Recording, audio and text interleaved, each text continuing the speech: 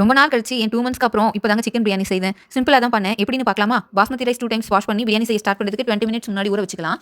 ஒரு பாத்திரத்தில் அரிசி முழுகிற அளவுக்கு தண்ணி எடுத்துக்கிட்டு அதில் ஒரு பட்டை, ஒரு பிரியாணி இலை, 2 கிராம்பு, ஒரு ஏலக்காய், 4 புதினா, கொஞ்சம் கொத்தமல்லி, ஒரு பச்சை மிளகாய் சேர்த்து மூடி போட்டு 2 மினிட்ஸ் பாயில் பண்ணிக்கலாம்.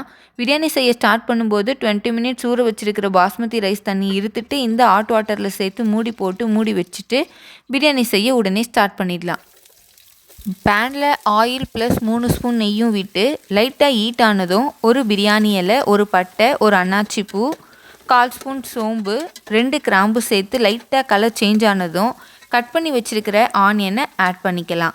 2 பெரிய வெங்காயத்தை தின் ஸ்லைசஸாக கட் பண்ணி வச்சுருக்கிறேன். அதை இந்த டைமில் சேர்த்து நல்லா வதக்கலாம். லோ ஃப்ளேம்லேயே விட்டு விட்டு வதக்கலாம். எண்ணெயிலேயே நல்லா வதங்கணும். நல்லா கலர் சேஞ்ச் ஆகி ப்ரௌன் ஆகும்போது 1 ஸ்பூன் இஞ்சி பூண்டு பேஸ்ட்டு சேர்த்து நல்லா வதக்கலாம். பாருங்கள், இன்னும் கலர் சேஞ்ச் ஆகலை. கலர் சேஞ்ச் ஆகிற வரைக்கும் நம்ம பொறுமையாக விட்டு விட்டு வதக்கிக்கிட்டே இருக்கலாம்.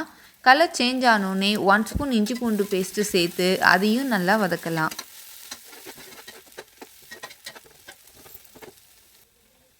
இஞ்சி பூண்டு ஸ்மெல் போனதும் பச்சை மிளகா கொஞ்சம் ஆட் பண்ணிக்கலாம். ஒரு 5லேருந்து 6 பச்சை மிளகாவை லைட்டாக கீறிட்டு சேர்த்துக்கலாம்.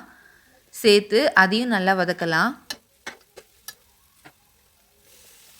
நெக்ஸ்ட்டு நம்ம கட் பண்ணி வச்சுருக்கிற 2 தக்காளியை இந்த டைமில் நம்ம சேர்த்துக்கலாம். பச்சை மிளகா வந்து நீங்கள் வெங்காயம் போடும்போதையும் போடலாம், இல்லை வெங்காயம் வதங்கி முடியும் போதும் நம்ம போடலாம். நம்மளோட விஷ் தான். ஃபஸ்ட்டே போட்டால் இன்னும் சூப்பராக இருக்கும். இப்போ தக்காளியும் நம்ம சேர்த்து எண்ணெய் பிரிஞ்சு வர வரைக்கும் நல்லா பொறுமையாக வதக்கிக்கிட்டே இருக்கலாம். அதுக்கு தேவையான சால்ட்டு சேர்த்துக்கலாம். 1 ஸ்பூன் சால்ட்டை நான் ஆட் பண்ணேன். அப்போ தான் சீக்கிரமாக வதங்கும். 1 ஸ்பூன் சால்ட் ஆட் பண்ணி 1/4 ஸ்பூன் மஞ்சத்தூளும் சேர்த்து இப்போ தக்காளியை நல்லா அந்த எண்ணெயில் வதக்கலாம். பொறுமையாக விட்டு விட்டு வதக்கலாம். எண்ணெய் பிரிஞ்சு வர வரைக்கும் நம்ம வதக்கிக்கிட்டே இருக்கணும். கொஞ்சம் கொத்தமல்லி, கொஞ்சம் புதினா, 2த்தையும் சேர்த்து நல்லா வதக்கலாம். தக்காளி பாதி அளவுக்கு வதங்கின பிறகு நம்ம இந்த கொஞ்சம் புதினாவையும் கொத்தமல்லியும் சேர்த்து இப்போ நல்லா 2த்தையும் சேர்த்து நல்லா வதக்கலாம். புதினா ரொம்ப அதிகமாகவும் சேர்க்க வேண்டாம். அதிகமாக சேர்த்தா ரொம்ப கசப்பாக இருக்கும். கரெக்டாக மீடியமாக சேர்த்துக்கலாம். நெக்ஸ்ட்டு இப்போ எண்ணெய் பிரிஞ்சு வர ஆரம்பிச்சிச்சு. இந்த டைமில் நம்ம கர்டு, தயிர் சேர்த்துக்கலாம். 3 ஸ்பூன் கர்டு ஆட் பண்ணி அதையும் சேர்த்து இப்போ நல்லா வதக்கலாம்.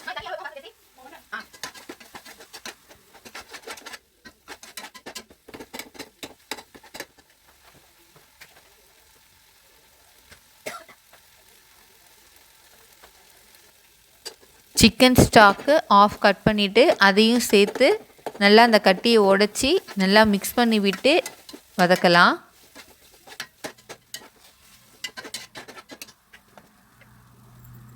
நெக்ஸ்ட்டு இப்போ பிரியாணிக்கு தேவையான மிளகாத்தூள் ஆட் பண்ண போகிறோம். நான் 2 spoon chilli powder, 1/2 spoon coriander powder, Kashmiri chilli powder 2 spoon add பண்ணிட்டேன்.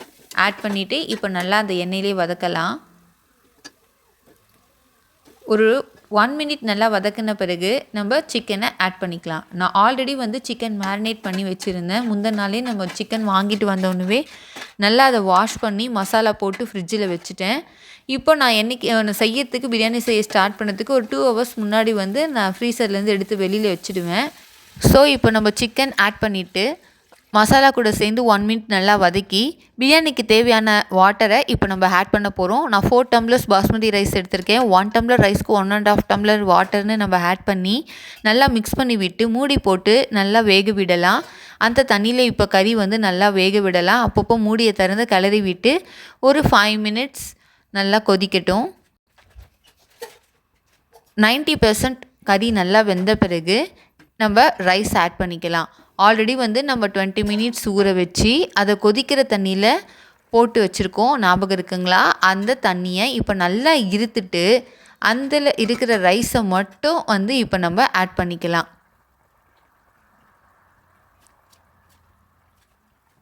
அரிசி உடையாமல் பொறுமையாக நம்ம ரைஸை ஆட் பண்ணி அரிசி உடையாமல் ஸ்லோவாக வந்து சுற்றி கிளறி விட்டு அந்த மசாலா கூட நல்லா மிக்ஸ் பண்ணலாம்.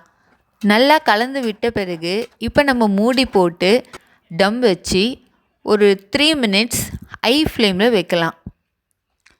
3 மினிட்ஸ் ஆனதும் டம் உடச்சி பிரியாணியை நல்லா பொறுமையாக அடியிலேருந்து அரிசி எடுத்து நல்லா மேலே போட்டு நல்லா கிளறி விட்டு சுற்றி நெய் விட்டு மேலே கொஞ்சம் புதினா கொத்தமல்லியை தூவி விட்டு அகைன் மூடியை க்ளோஸ் பண்ணி டம் போட்டு 1 மினிட் ஹை ஃப்ளேமில் வச்சு கேஸை ஆஃப் பண்ணிடலாம்.